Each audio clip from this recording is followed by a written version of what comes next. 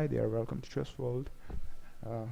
Today I'm going to be showing you the game between Magnus Carlsen and Gelfand Boris. This game was played recently in the Zurich Chess Championship 2014, February 1st played, and the game results in Magnus Carlsen defeating Gelfand Boris. So let's begin. Game starts with an English opening. Carlsen is playing white and he opens with the bishop pawn c4, and we can see that going to a King's Indian defense in the opening stage. Both players are going into a King's Indian defense, and we see the Euro field variation. Now at the starting stage we can see Carlsen kicking off his queen to the a4 position, and black castles and white castles. Now at this stage there is another variation that is suggested to be a better move, which is taking the pawn, and then this move is actually suggested for Carlsen, and we see a variation like this. Bishop goes to f4, black bishop comes down to f5, and rook develops and queens develop. Now this is one variation, but before that there was another possibility for the black, which is to develop this black knight into the d7 position, which is much stronger than taking this knight from f6 into the d7 square, which is a taken back move because it ends up being black in a defensive position. On the other hand, if he moves to d7 square from b8, this is the variation possibility. Knight comes to b6 attacking the queen, queen comes down, and white develops knight, black bishop comes up without having the white bishop already developed here, which was the case in the other alternation. Now we see that black ends up in a much better position than it was earlier in. So this variation was considered to be much better, but anyway, black didn't play that. What black played was d7, and this is how the game continued.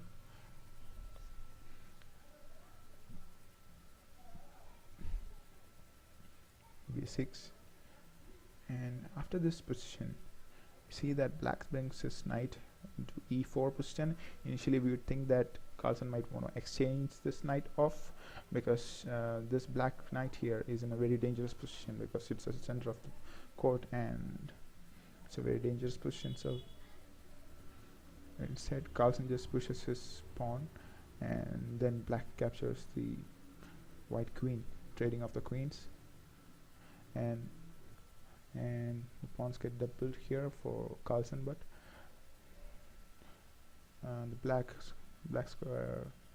the black knight here ends up in the corner, trading off the pawns.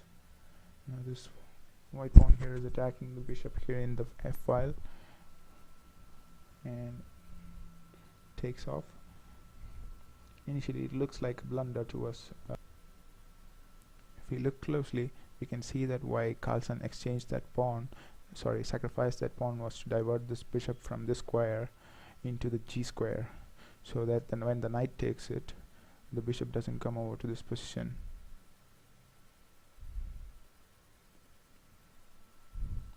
And now he captures, and knight comes down to d2, attacking the pawn. It has to be defended, and he defends it with a f file pawn push. Now Carlsen attacks the bishop and the pawn in the g file and the e file with the pawn, and now Boris applies with the pawn push attacking his bishop and pawn in d file and f file. Carlsen simply recaptures pawn in e file, and now Boris goes ahead and captures the pawn. Now Carlsen recaptures and Boris develops his rook into the e file, attacking this pawn here. Now this pawn all of a sudden has two attackers, that is the bishop in the g file and this rook right over here in this e file. So Carlsen has to do something about it. He immediately brings forward his rook into the f5 square and defends the pawn. Now Boris develops his knight into b file, and white brings his knight into the center of the board, bringing a lot of options here.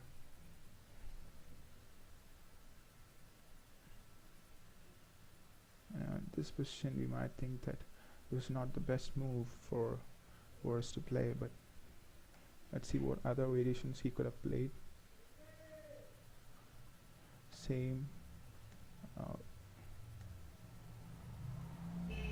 on push from here and developing of rook exchange, and this would have been much better for black, but he didn't play that.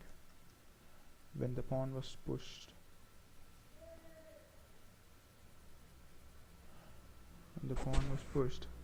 he captured, and Boris opted to capture this pawn in e5 square with his black bishop, which didn't turn out very well for Boris in the end, because Carlsen now played h6, which is a much more offensive game, and it's attacking the rook in f file. The rook has to move. Rook moves to so square 6 in the f. Now Carlsen attacks the bishop in the g file with a pawn push, and bishop goes to the h file. Not a lot of squares for bishop. This white piece here, because it has only this file left, this diagonal file left for it to move, and most of the squares are blocked by this pawn and this bishop, and this is pretty much the only column left for. Alright, now Carlsen plays knight to c2, attacking the black knight in the b4 square, and Boris replies in kind by opening up his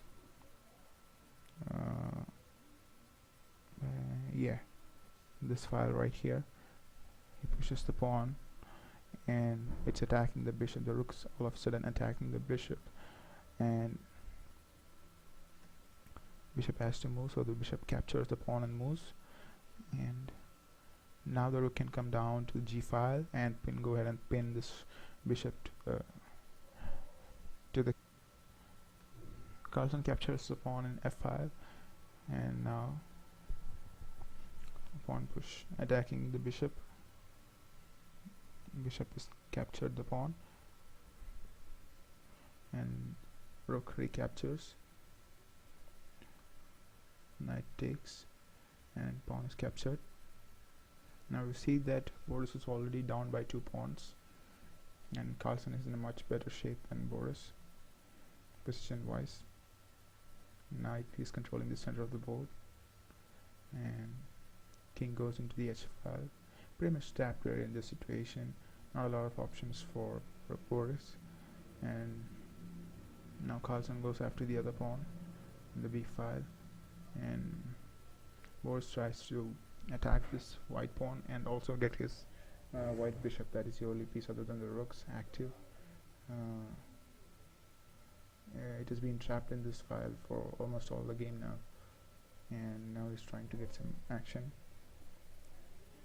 Carlsen simply develops his pawn into the b4 square, and now Boris pins the bishop in the g file to the king, trying to make some development there. Carlsen attacks the rook in the g file. He doesn't want the rook to sit there.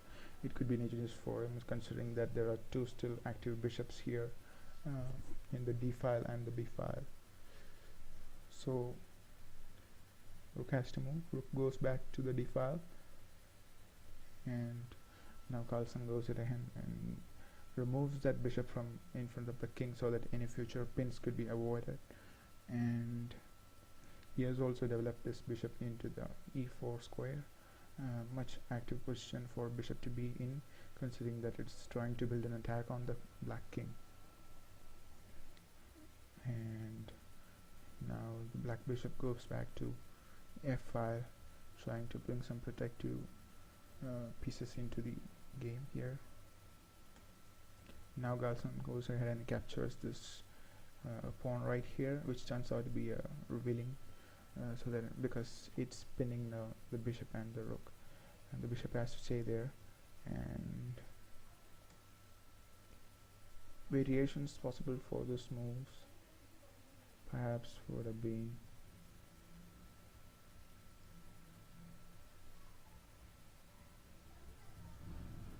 instead of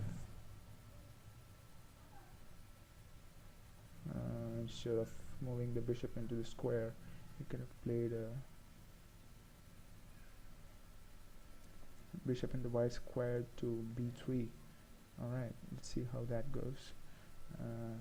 See, the best move for Carlsen now is not to capture this pawn right here, but to move his rook here into g file.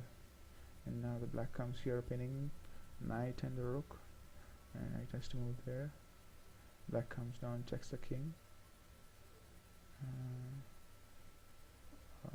and king has to move. Check again. Check again. Now he trades off.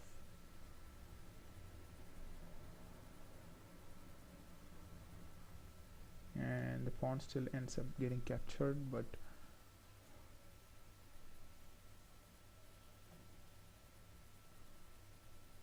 it looks a lot like white is still winning, but I think this would have been a better move, and the game would have lasted a little bit more. Anyway, the original move was this one, and Carlsen immediately captured the pawn, and then black develops his king into the g7 square, defending his bishop and the rook. But then again, this move was played by Carlsen, and Boris resigned in this position because he's losing his rook or bishop after knight comes into this position.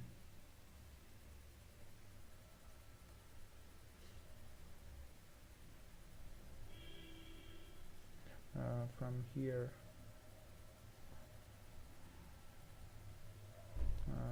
there is not a lot that black can do to defend his pieces here, because anyway the knight will come into this position. Perhaps maybe he can try to protect the bishop here, but then again, or knight comes here, checks the king, rook falls, and so that's not an option. Another possibility is to this is the final position of the game. How the game could have continued is pretty much drastic for black, and it's game over at this position, but let's just take a look anyway. One possible variation is for the black king to move here and try to defend the bishop and save the rook as well, and preventing the knight from coming here and pinning the king and the rook together, which would be devastating. But in this position, however, white has another option. It is to just move the bishop over here and check the king, forcing it to either capture it or move the king downwards, which is not practical.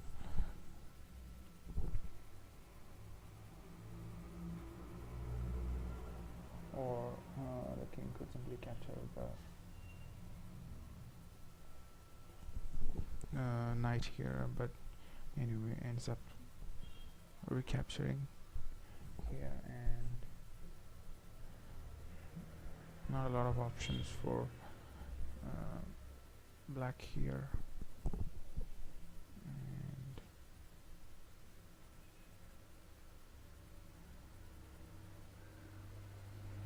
And that's pretty much game over for black. And now it ends up losing the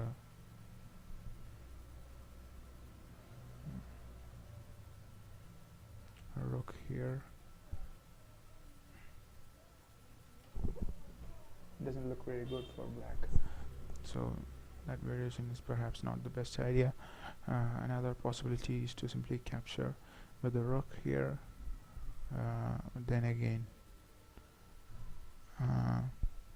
knight would capture here, and if the king takes, rook takes, and